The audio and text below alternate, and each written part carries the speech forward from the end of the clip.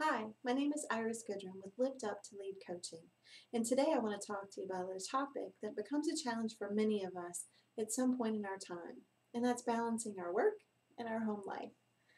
Maybe you have it all figured out and it goes smoothly for you from the time you wake up to the time you go to bed, and if it does, please email me how you're doing that so I can share it with my listeners and give them some more ideas than what I'm sharing with them today.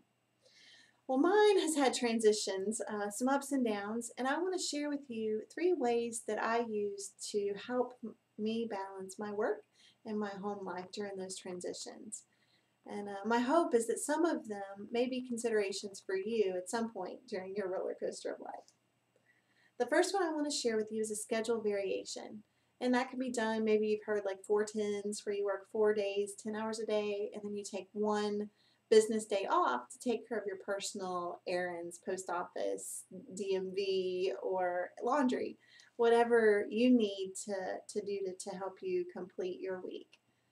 Another one, and one that I tried and it worked really well for me, was a schedule of 8 to 3 during the day in the office, and then coming home, getting the children off the bus, and then working 9 to 11 or whatever was needed in order to complete my deliverables for work.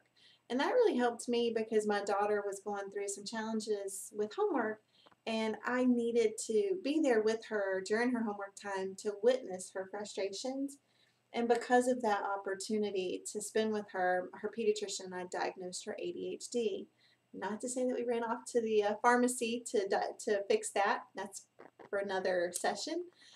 But it really helped me during that point in time devote my attention to her for what she needed. So that really worked for me. It provides scheduled availability for your team, and it also provides some scheduled flexibility for you and your family. So that's an option. The second option I want to talk to you about is working remotely.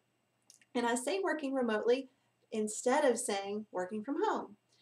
I think that when you say I'm working from home, people automatically think that you are doing your laundry, or that you're cleaning the house, or you're just sitting in the couch watching sitcoms or soap operas. So I like to say it's working remotely. So you can do that whether it's at your home office, whether it is in a coffee shop, or if you need to be in the lobby of a hospital because someone that you love is going to be there for a little time.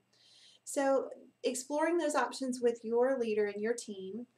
What I've seen is that Fridays make very good introductory work from home, remote working options. The other day of the week that makes for a good example is Tuesdays.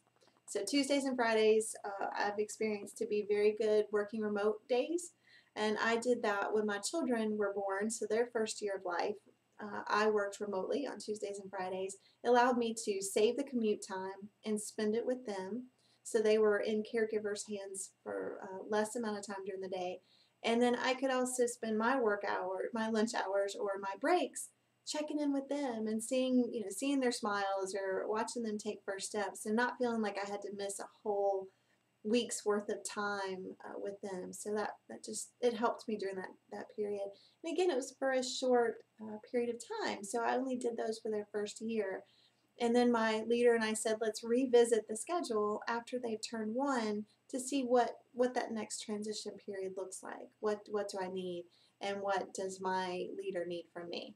So the third option is doing a schedule reduction. And that is what it sounds. It's taking your work hours, if it's 40 or 50, it's taking those hours down to 20, 30.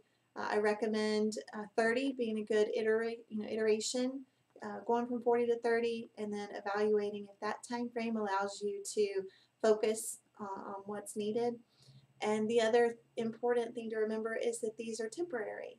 So sit down with your leader and say, for a 3 to 6 month period of time, I need this schedule reduction. Work it out with your spouse and your family income to see, what you could do to make that work for you. Because if you're really feeling stretched and thin, no one's going to benefit. And your leader doesn't want to see performance issues. Your family doesn't want to see you, have a breakdown.